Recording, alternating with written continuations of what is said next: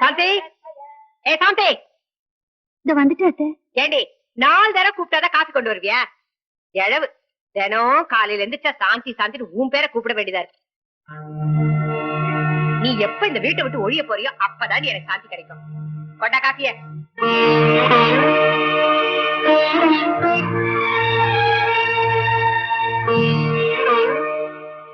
ஆமா, மாசம் மாசம் உன் புருஷன் தூக்க முடியாம தூக்கிட்டு வந்து தருவான சம்பள பணம் 800 ரூபாய்.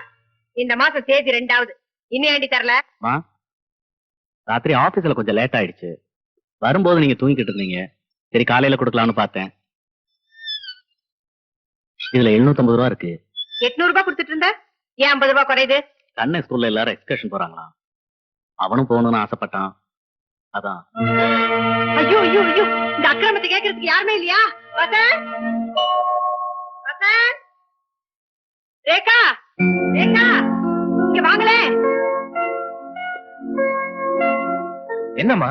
வசந்த், இந்த அக்கிரமத்தை பாத்தியா? நான் ஏதாவது பேசினா மூத்ததார்த்து பையன்னு இவன் குடும்பத்தை கொடுமைப்படுத்துறதா எனக்குன்னு வாச்சிருக்காரே அருமை புருஷன், அவர் குறை சொல்வாரு. வாடகையே இல்லாம இங்கேயே தங்கிக்கிட்டு 3 வேளை மூக்க பிடிக்க திங்கறதுக்கு ராசா மாசம் மாசம் 800 ரூபாய் பணம் தருவாரு. இப்ப அதுலயும் 50 ரூபாய் குறையுது. கேட்டா பெத்து வச்சிருக்காரே பையன், அவன் ஊர் சுத்த போறானா.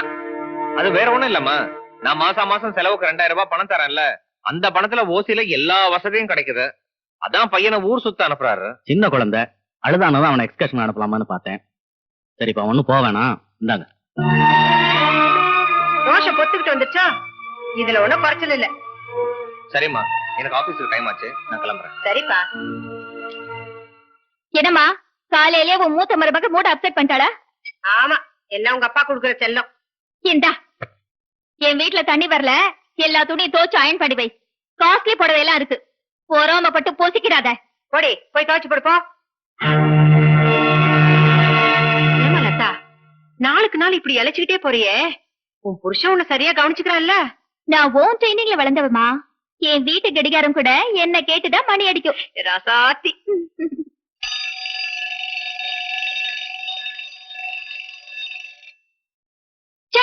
எந்த டான்ஸ் அலாரம் வச்சது? உன் புருஷன் இருந்த நான்சென்ஸ் தான் அது. காலையில எந்திரிச்சு உன் துணி எல்லாம் அயன் பண்ணுங்கிறதுக்காக நான் தான் அலாரம் வச்சேன். அதுக்கு போய் இந்த கத்து கத்துற. நீங்க அலாரம் வச்சீங்கன்னா ஏன் தூக்கமும் கெடுதல்ல? நாளையில இந்த அலாரம் வைக்காம எந்திரிக்கணும்.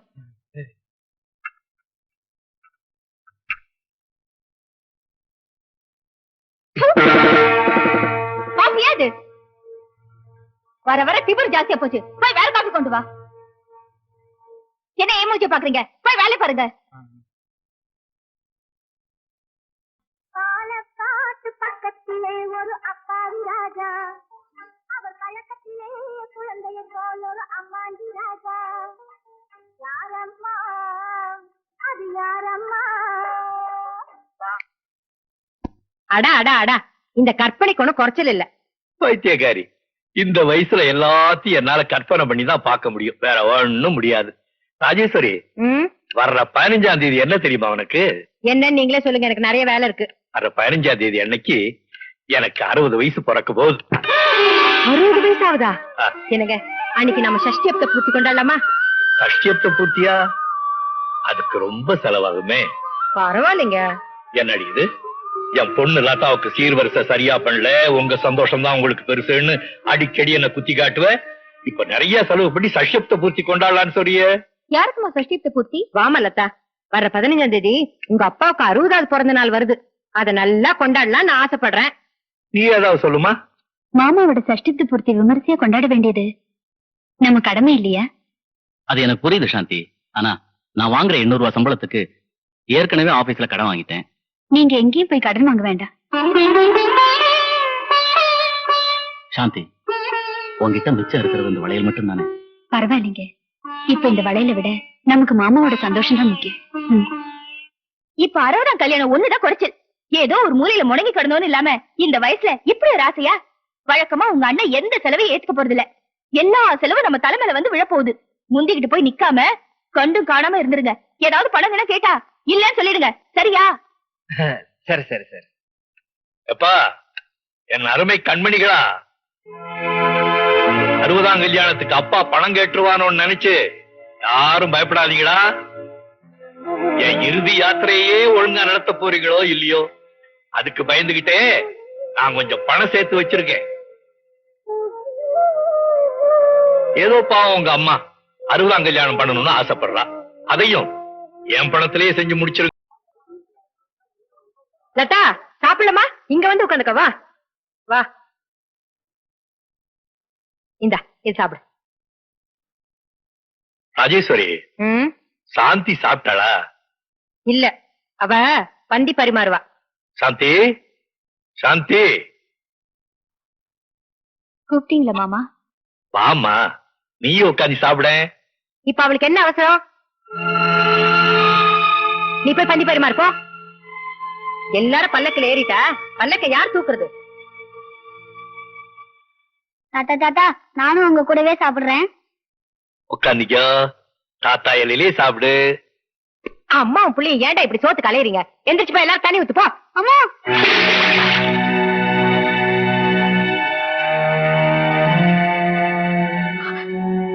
கணீர கணீர பாத்து போறதுக்கு என்னடா? தாத்தா, ராஜேஸ்வரி, எனக்கு தெரியும் இப்படி நடக்கும்னு. வேணும்னுதான் இப்படி பண்ணிருக்கேன். என் புடவை எல்லாம் போச்சு. பொறாம நீ, நீங்க ஃபாரின் புடவை கட்டிருக்கீங்கல்ல, அந்த பொறாம. தர்கரம் பிடிச்சவன். இந்த தனியை வீட்டை விட்டு ஒழிஞ்சாதான் எல்லாருக்கும் நிம்மதி. ஏன் இன்னும் நிக்கிற? போய் உள்ள. ராஜேஸ்வரி, நல்ல நாள் அதுவுமா பெரியவங்க எல்லாரும் ஆசீர்வாதம் பண்ணுவாங்கன்ட்டு நீ அரிச்சு கொட்டிய. நீ ஆசைப்பட்டதுக்காக தான் நான் அதுக்கெல்லாம் சம்பவிச்சேன். உன்னுடைய அக்கிரமத்தை எல்லாம் பாக்குறதுக்கு நல்ல வேளை எனக்கு கண்ணு காது கேட்காம போயிருந்துச்சுன்னா ரொம்ப சந்தோஷப்பட்டிருப்பேன்.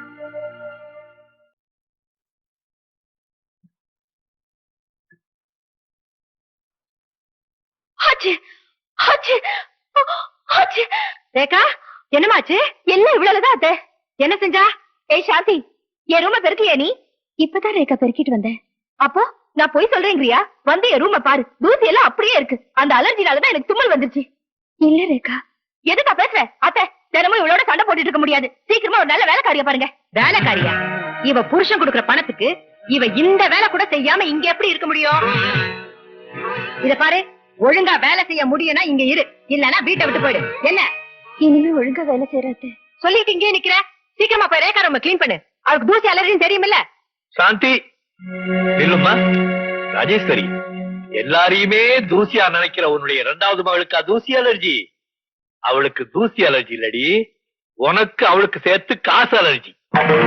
உன் அகம்பாவத்தையும் உன் 2வது மருமகளையும் குப்பையோட சேர்த்து பெருக்கி தெருவுல கொட்டாதான் இந்த வீட்டுக்கே பிடிச்சிருக்கிற அலர்ஜி போகும். யார்கிட்ட என்ன பேசுறோன்னு தெரிஞ்சுக்கிட்டு பேசுங்க. அம்மாடி, எனக்கு பார்வைதான் தெரியாது, பேச தெரியும். நான் எல்லாத்தையும் தெரிஞ்சுக்கிட்டு தானே பேசுறேன். என் புருஷன் வரட்டும், ரெண்டுல ஒண்ணு பாத்துடுறேன். சரி, அவளுடைய அகம்பாவம் தான் உனக்கு ஒட்டும் நினைச்சேன். அலர்ஜி ஒட்டிக்கிச்சா? நடு வீட்டுல முக்காதே. அப்பா, வாப்பா, என்ன இன்னும் காணாமேன்னு பார்த்தேன்.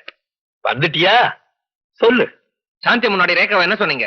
ஆஃப்டர் வேலைக்காரியை விட கேவலமான ஒருத்தி முன்னாடி என்ன அவமானப்படுத்திட்டாரு. விடலாம், உங்க அம்மா கிட்ட கேட்டு பாருங்க. அவகிட்ட என்னடா கேக்குறது? நான் தான் சொன்னேன். இப்ப என்ன செய்ய போற? நான் சொன்னது தப்புன்னு சொல்லணுமா? தப்புன்னு சொன்னா மட்டும் போதுமா? எல்லாருக்கும் முன்னாடியும் மன்னிப்பு கேட்டு கணக்குல போட்டுக்கங்க. எது? நான் போட்டுக்கணுமா? நீ பேசுறதையெல்லாம் கேட்டுக்கிட்டு பெத்த அப்பனுக்கு முன்னாலேயே வந்து கேள்வி கேட்கிறானே, அந்த படவாவையா முன்னால வந்து நிக்க சொல்லு. பழான்னு அவன் கண்ணத்துல நான் போடுறேன். காலங்காத்தால என்ன கலாட்டா? வாடி அம்மா, ஒன்னதான் காணோன்னு எதிர்பார்த்துட்டே இருந்தேன். எனக்கு பார்வை கிடையாது, காலை மாலை 2 ஒண்ணுதான். நீ பேசு.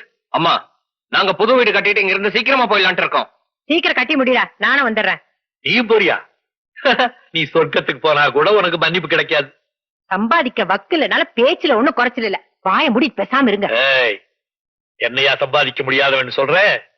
ஒரு பூம் பூம் மாடை புடிச்சன்னா தெரு தெருவா போய் தினம் 100 ரூபா கொண்டு வர வேண்டி. பூம் பூம் மாடு வாங்குறதுக்கு கூட பணம் வேணும். நான் ஏன் மாடு வாங்குறேன்?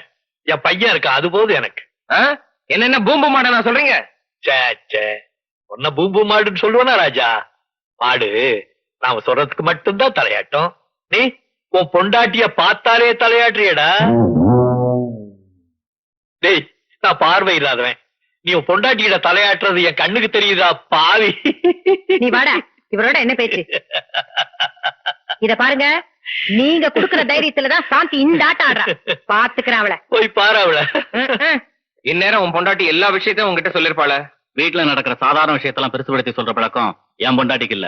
இந்த வீட்டுல ஒரு வேலைக்காரிய வேலைக்கு வச்சுக்கிற அளவுக்கு எனக்கு வசதி இருக்குன்னு ஒத்துக்கிறிய? இருந்தும் நான் வச்சுக்கல. அப்படி வச்சுக்கிட்டா உனக்கும் பொண்டாட்டிக்கும் குழந்தைக்கும் சோறு துணி கிடைக்காம போயிடும். சரி, இப்ப என்ன செய்யணுங்கிற? இந்த வீட்டு வேலைக்காரிய, அதான் உன் பொண்டாட்டிய ஒழுங்கா வேலை செய்ய சொல்லு.